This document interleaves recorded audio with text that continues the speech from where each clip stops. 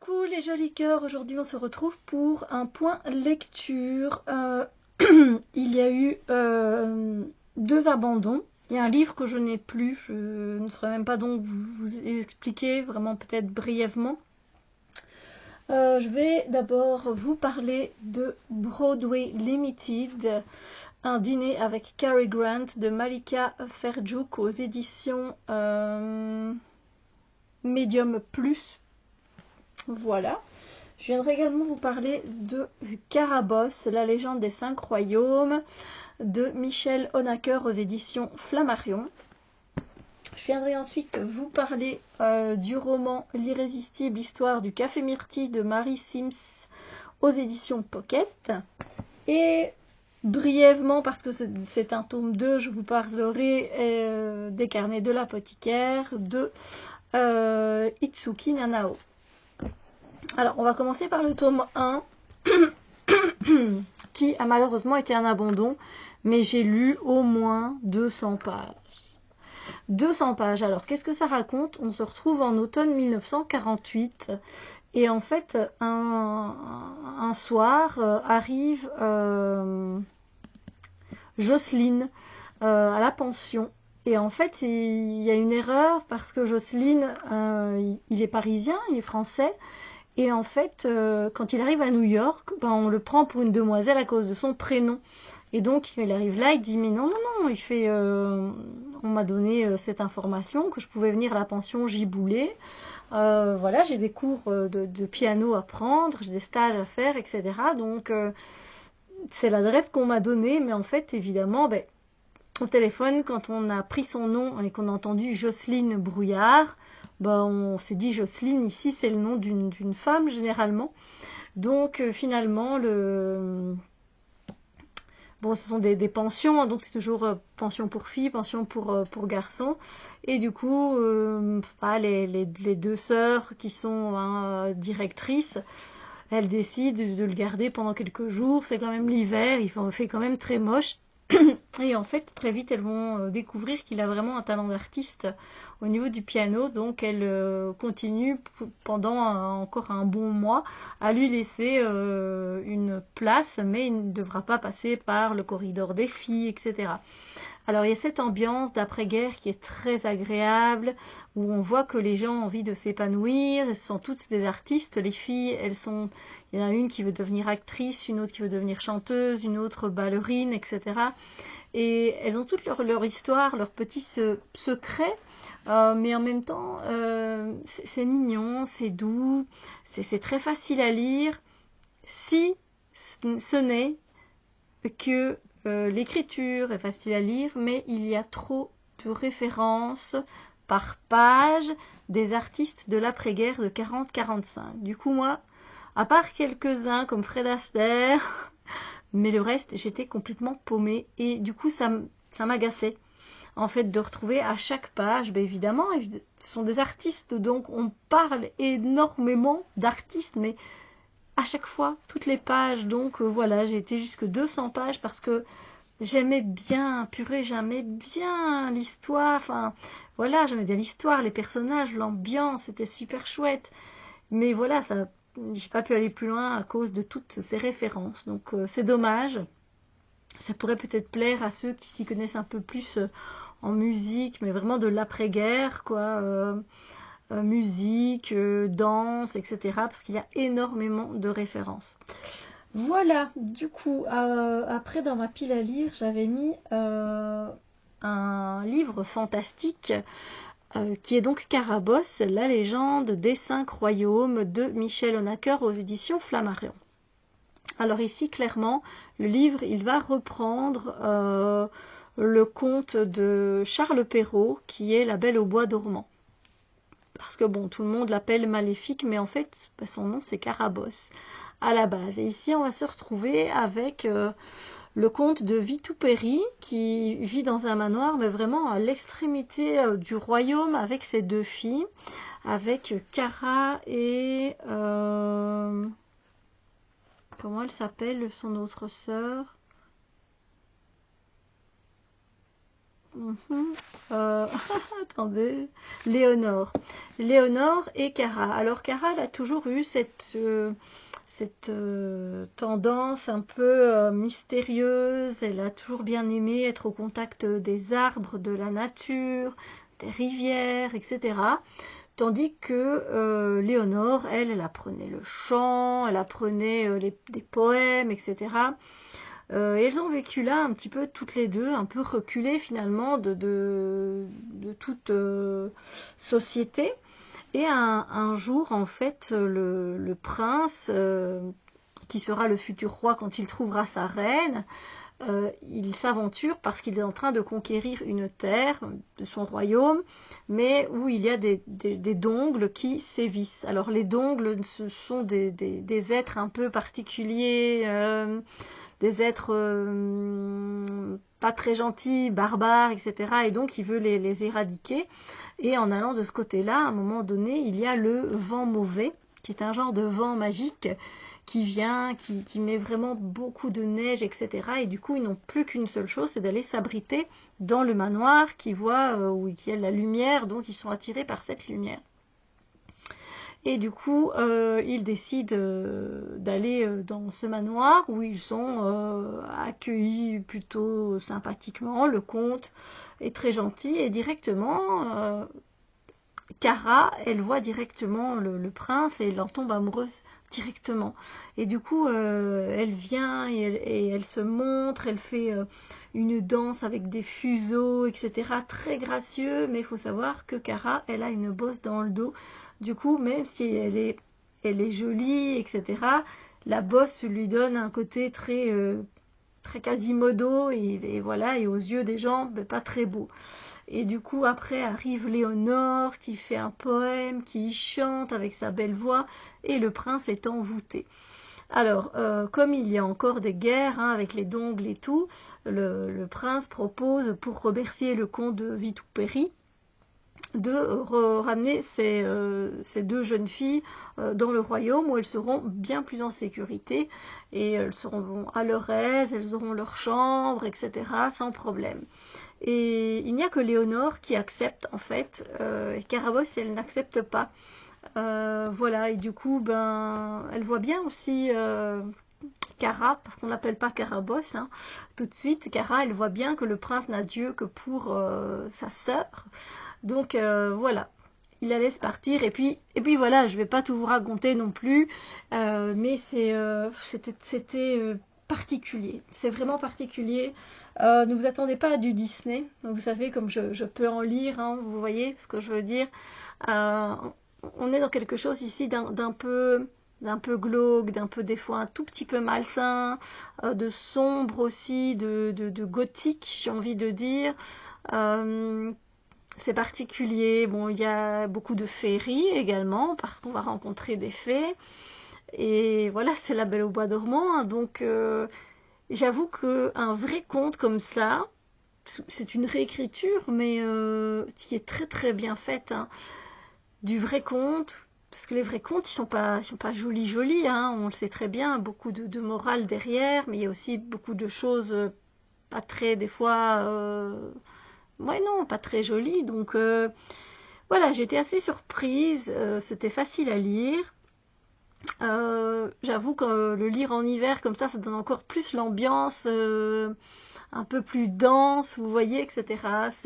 C'était pas mal, mais pour moi ça vaut un 3,5 sur 5. Je ne relirai pas, même si voilà, j'ai toute une autre histoire, moi, du coup, de Maléfique, de Carabosse dans la tête, et ça c'est vraiment c'est vraiment chouette, quoi. Donc je vous conseille quand même, moi, cette lecture. Si vous savez trouver, je ne sais pas, peut-être, puisque bon, il date quand même le livre, je pense. On a même une carte. Il date, le livre. Moi, ça fait un petit temps que je l'avais dans ma pile à lire. Donc, d'après La Belle au bois dormant de Charles Perrault. Voilà, de 2014. Donc, c'est pour vous dire, 10 ans. Donc, voilà, si vous le trouvez, même en seconde main, n'hésitez pas. Parce que c'est quand même... c'est à lire une fois, j'ai envie de dire, vous voyez. Donc, voilà. Ensuite, j'ai essayé après ça de lire un livre que je ne vous ai pas montré, qui n'est pas ici, qui s'appelle Sabre, d'Emmanuel, je ne sais pas. Je ne sais plus, sincèrement, parce que je n'ai lu qu'une demi-page, ça a été un abandon. Je fais décidément les abandons, enfin, je dis zut quoi, ce début d'année commence pas être trop bien. Et puis pour finir, bah oui, Sabre, c'est l'histoire tout simplement d'un jeune homme, d'un homme qui a toujours connu son grand-père et que son grand-père, quand il est décédé, a toujours eu ce sabre qui a été posé là sur l'armoire et il a disparu. Et du coup, il essaye de trouver, voilà, il va faire des recherches en fait à propos de ce sabre et c'est plutôt une quête historique de voir qui aurait pu avoir ce sabre entre les mains, des dirigeants, je sais pas, un soldat qui travaillait, enfin qui était dans les troupes de Napoléon, ce genre de choses. Donc, et du coup là encore, on a énormément d'histoires, énormément de références historiques, mais du coup c'est pas agréable à lire. C'est pas agréable à lire et une phrase, elle fait quasiment la moitié d'une page. Donc, wow, non, je me suis perdue et là j'avoue non. Non, je saurais pas. Et pourtant, j'aurais bien voulu, voilà, voir l'histoire de ce sabre, mais non. Du coup, je l'ai passé à mon meilleur ami et il dit lui-même que c'est pas un livre de chevet, quoi. C'est pas le livre qui va te bercer. C'est pas ça. C'est vraiment un livre presque informatif, vous voyez. Donc voilà. Du coup, moi, après, je suis passée dans un autre livre pour revenir à du contemporain après Carabosse. J'avais mis L'irrésistible histoire du café Myrtille de Mary Sims aux éditions Pocket. Ici, on va se retrouver avec Hélène, qui est une avocate qui habite à New York, qui est fiancée, qui va bientôt se marier. Et sa grand-mère est décédée et elle lui a demandé de remettre une lettre. Sa grand-mère lui a demandé de remettre une lettre à Chet Cummings qui habite dans le Maine à Beacon. Et du coup, elle décide d'aller sur place, tout simplement, d'aller sur place et de remettre la lettre à ce fameux Chet Cummings, qui doit être probablement assez âgé, vu que sa grand-mère l'était aussi. Et elle arrive là-bas et elle adore prendre des photos. Et elle a son appareil, son Nikon, et elle directement bien la mer, elle a l'océan, et elle a envie d'aller le voir de plus près. Elle va sur le ponton, et en fait, pas de chance, parce que le ponton cède, et elle se retrouve dans l'océan. Il fait froid, il fait pas chaud, je crois que c'est en avril, quelque chose comme ça. Il fait vraiment pas chaud et elle essaye de nager pour revenir jusqu'au ponton, mais en fait, elle voit à chaque fois qu'elle s'éloigne. Et en fait, il y a des courants d'arrachement, c'est-à-dire que les vagues vous arrachent du point où vous voulez aller, quoi. Donc, c'est un peu à contre-courant, quoi. Et elle se dit, mais je vais mourir directement ici, comme ça. Donc, elle essaye de se calmer, de faire du surplace. Et puis, elle voit une silhouette et il y a quelqu'un qui plonge et qui arrive jusqu'à elle et qui lui dit, voilà, calmez-vous, ne vous en faites pas, tout va bien se passer. Je vais vous ramener sur la côte et... Elle dit, mais non, je sais nager, je sais très bien nager, il n'y a pas de souci. Oui, calmez-vous, je vous ramène. Et effectivement, elle se laisse à un moment donné porter, elle se laisse flotter. Et voilà, il peut la ramener jusqu'à sur la plage. Et là où ils ont encore l'eau qui monte, on va dire, jusqu'aux chevilles, comme ça. Ah ben, du coup, prise du fait d'être encore en vie, elle regarde son sauveur, elle le prend dans ses bras et elle l'embrasse, quoi. Je veux dire, voilà, c'est l'euphorie, etc. Puis bon, après, sur le coup, elle se demande quand même ce qu'elle a fait, parce que bon, elle va se fiancer et tout, mais le truc d'être encore en vie, ça l'a chamboulée, et toute contente, elle revient à son hôtel. Et puis elle va commencer à faire les recherches et essayer de donner cette fameuse lettre à Chet Cummings. Elle a trouvé son adresse, mais à chaque fois, il n'y a jamais personne. Et voilà. Je vais m'arrêter là, parce que sinon, encore une fois, je pourrais vite vous spoiler. Ce ne sont pas des longues histoires, il y a 400 pages, donc voilà. C'était mignon. Je vais dire, c'est votre téléfilm sur TF1 l'après-midi, romancé. Vous voyez, on sait comment ça va se terminer. On le sait déjà à la première page. Vous voyez ce que je veux dire? Ouais. On sait déjà, on a déjà une idée. Il va se passer des trucs, bien sûr, mais globalement, on sait bien que ça va être un happy end, qu'il y a des choses qui vont changer, que nanani, enfin bref, vous voyez. Si vous avez déjà vu des films de TF1, si vous avez déjà lu des petites histoires comme ça, sympathiques, voilà, ça se lit tout seul, ça fait du bien. Je vais pas dire que ça ferait partie on pourrait peut-être caser ça dans la catégorie des livres good feeling, là, vous voyez, genre, comment on appelle ça, j'ai oublié. Si vous voulez, des livres réconfortants, mignons, des livres doudous comme ça. On peut carrément mettre cette histoire dedans, c'est mignon, c'est touchant, c'est sympa, facile à lire. Donc si vous avez envie de vous laisser porter par une petite histoire comme ça, c'est vraiment sympa, voilà, c'est facile.